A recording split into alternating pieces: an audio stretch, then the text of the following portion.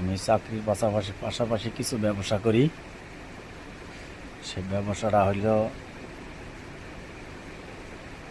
মরিচের গুঁড়া, হলুদের গুঁড়া, ধনিয়ার গুঁড়া, আর আমার কাছে একটা মশলার গুঁড়া আছে।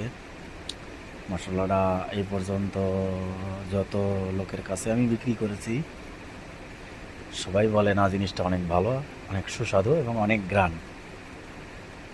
এটা প্রথমত পানিতে ধোয়া, দ্বিতীয়ত রোদ্রে শুকায়া, তারপরে ওটা ভাজা হয়েছে, ভাইজা তারপরে ওইটা মেশিনে গুঁড়া করা হয়েছে। তো এটা পাইকারি বিক্রি হয় না, পাইকারি বিক্রি করি না। এছাড়া ধনিয়ার গুঁড়া, মরিচ, হলুদের গুঁড়া এগুলা পাইকারি খুচরা দুইটাই বিক্রি হয়। কারো যদি পাইকারি লাগে তো আমাকে কমেন্ট করবেন, আমি চেষ্টা করবো আপনাদেরকে দেওয়ার জন্য। ওকে, আসসালামু আলাইকুম, এই পর্যন্তই।